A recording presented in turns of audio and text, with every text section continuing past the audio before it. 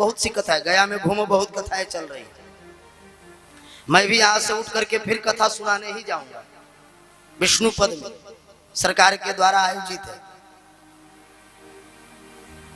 अगर इतने कथाओं से मुक्ति मिलती तो महाराज जनसंख्या ही कम हो जाता। सरकार को वो जनसंख्या नियंत्रण बिल लाने की जरूरत ही नहीं है। हर एक शहर में 10-10 कथा करा दो और कथा सही में अगर असर कर जाए तो फिर अगला वक्ता को कोई बुलाएगा क्या? 7वें दिन विचार करो, बेटा इंतजार कर रहे हैं, दादी जी, दादाजी, पिताजी, माताजी गया गए हैं कथा सुनने। अब कोई फोन करके कह दे कि महाराज जिसका पुण्य प्रबल हो जाए और फोन करके कहे कि 7वें दिन कथा असर कर गया, वह तो परीक्षित हो गए, तो महाराज बताओ फिर कोई आएगा कथा सुनने?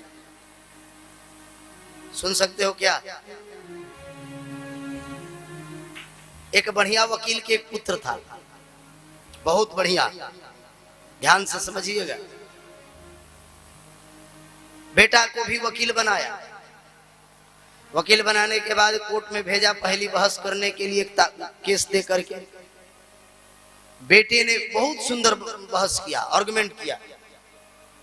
जज ने एक ही तारीख पर जजमेंट दे दिया उसके बेटे के फेवर में।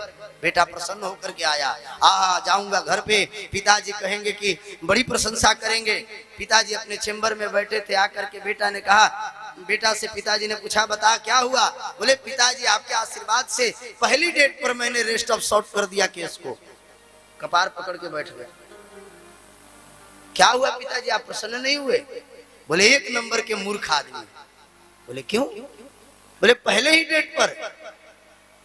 बोले ये तो अच्छी बात है। बोले घटिया वकील हो।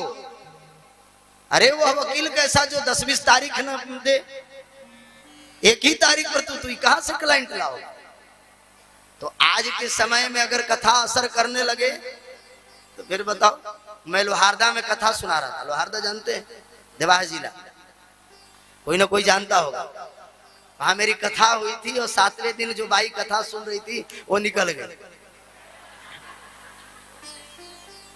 आप निश्चिंत रहो, अभी तो प्रारंभ हुआ है। मेरे हॉस्पिटल में बहुत दिन रहोगे और मैं अच्छे से इलाज करूंगा और आपको वाकई में ठीक करके भेजूंगा। आप निश्चिंत रहो। ये जो निःशुल्क चिकित्सालय चल रहा है, इसमें अगर हम अपने रोग को पकड़ करके जिस दिन मन और वाणी के द्वारा इस कथा में प्रवेश कर जाएं, उसी दिन हमारा मोक्ष हो जाए। मोक्ष का अर्थ क्या है?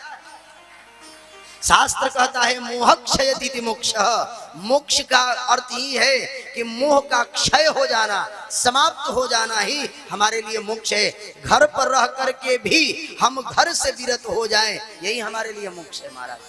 और ये कब होगा? जब हम परमात्मा के शरणागति करें। नहीं तो महाराज हम सब सोए हुए हैं। विदुर जी महाराज धृतराष्ट्र से कहते रहे, मूर्ख पुष्णन्न धर्मे न विनष्ट दृष्टि। तेरे बाह्य दृष्टि तो बचपन से नहीं था, अंतःकरण के दृष्टि को भी तूने फोड़ लिया है। तुझे अपने और पांडु के पुत्रों में अन्याय दिखाई नहीं देता है क्या? इसलिए हे राजन, अपने अंतः चक्षु को खोलो, अंतःकरण की वेदना को खोलो, अंतःकरण के ज्ञान की दीपक को जलाओ, वही तुम्हारे मनुष्यत्व का पहचान करवाएगा। बंधुओं, मनुष्य जीवन में लेने के बाद अगर केवल मनुष्यता ही ऐसी एक हमारी श्रेणी है जिसमें आने के बाद हम भगवान को प्राप्त कर सकते हैं। घा भगवान को नहीं प्राप्त करता है। वह चींटा बार बार घूमता है भगवान के इर्द गिर्द, फिर बेचारा मरता है तो शायद उसके पुण्य के प्रभाव के कारण कुछ और योनि में जन्म लेता है। लेकिन मनुष्य होने का मतलब ही यह है कि अब हमें इस आवागमन के बंधन से मुक्त होने की अपॉर्चुनिटी मिली है। और जो इसका सदुपयोग करता है वह अपने इस आवागमन के बंधन से मुक्त हो जाता है। और यह तब हो सकता है जब हम सत्संग का आश्रय लें, जब हम भगवान की कथा का रसास्वादन करें। ऐसे आप भले विद्वान बन जाओ, लेकिन ज्ञान प्राप्त करने के लिए, अनुभव प्राप्त करने के लिए सत्संग की ही आवश्यकता पड़ती है।